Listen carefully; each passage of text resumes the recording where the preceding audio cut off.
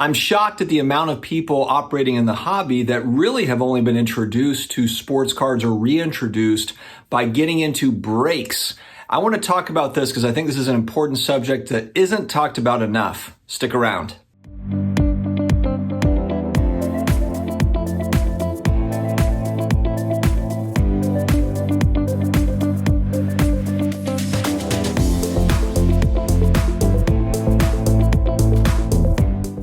Hello to all my sports card collector, investor, all of my collectibles friends out there in the universe. It is Monday, Tuesday. I'm not sure exactly when this one is going to come out. This is a subject that I've been wanting to tackle for a little while now. It's about breaks. It's getting into box breaks, case breaks, whatever it might be. And what I'm talking about here, guys, is where you are buying into a team. You're spending money or on a set of teams. Maybe you're putting in $100 to, if the players of this particular team are pulled from this box, and you get those players, you get those cards, or from the case or whatever it may be. I want to talk about how this is not sports card investing. Investing in sports cards to me has nothing to do with breaks. For me, when I think about breaks, I think about it solely as a form of entertainment with zero expectations of getting your money back. But what bothers me is there is sometimes an illusion that is kind of set, and we're always kind of chasing that big hit.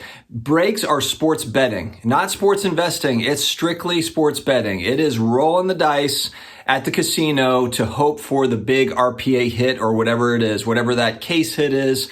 That's all that it is. And the thing that, gets at me is that I see a lot of people, especially over the last year, that I think that they only know that part of the hobby. That's how they was introduced to it, maybe through friends or through YouTube videos where we're watching box breaks and big hits and all that stuff. I understand the excitement behind it. I get it. I opened packs as a kid, but now stakes are so much higher. You're buying into boxes that are $1,000 that a few years ago were maybe $200. So getting in on a box break, it might be $50, $100 for a team where it used to be $10 to get in on a team. It's very different now. It's high stakes stuff now, which I guess for some is exciting, but I think that a lot of people have become upside down on this, and that frustrates me because I wish that there was more education around just other parts of the hobby. There's other pieces of the hobby, just buying and selling singles. And I kind of wonder when I watch these box breaks on YouTube, I wonder how many people are looking for the big hit, because obviously they want to see what are the big hits coming out of National Treasures or Flawless or whatever it is. But then I also wonder how many are tuning in just for the purpose of seeing that someone spent $5,000 on a box and got $500 worth of value out of that box. Because what I see in the comments section a lot of times is, man, you got smoked on this box. Wow, what a dud box. It's funny. It's kind of like the news. It's like we all get sucked into the bad news, and that's why people report on all the bad news all the time in mainstream media. And so again, for entertainment purposes, as long as you know what that, you're good as far as it just being like extra money that's going for entertainment, then all good. But the amount of money that was spent on breaks over the last 18 months, 2 years is astronomical. So I have to assume that a percentage of those people that got it, that were getting it on breaks, yeah, they understood that was just entertainment and they could lose the money. There's probably another percentage of people that really lost out. They really got hosed on breaks.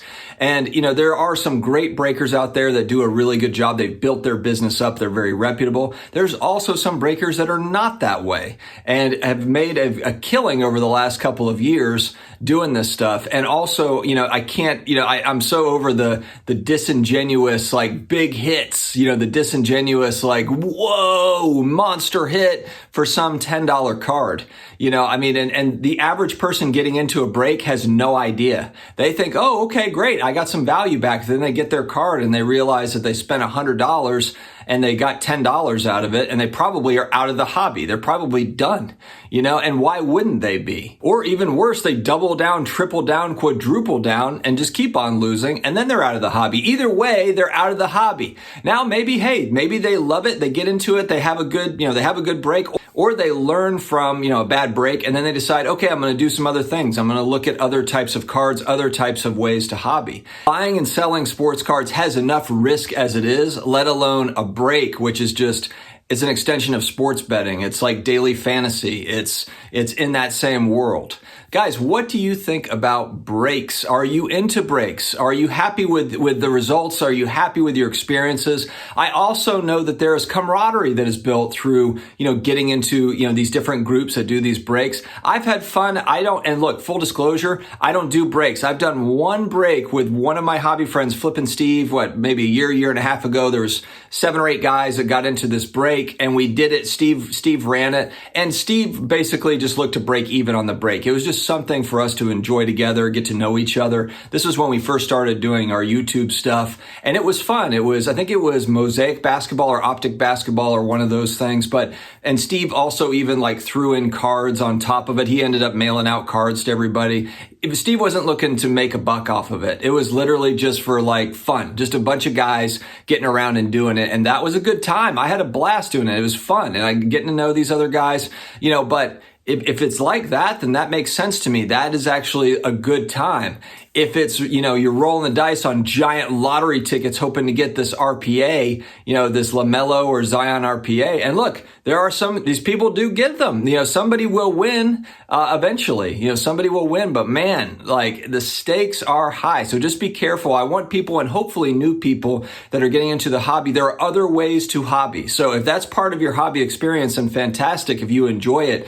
But there are many other ways to get into the hobby, just buying and selling singles. And there's all different types of cards, whether it be pre-war, vintage, ultra modern, modern, etc., Bronze Age. I'll use a comic book term there. But the point is that there's so many different options in this hobby. And I've seen more and more people. We actually, on Off Centered, we had Ryan Card Collector 2 on last week, and he was talking about how he knew people that had really gotten in bad with breaks and had a real issue with it, had an issue getting out of it because it was kind of feeding that addiction. You get attached to it.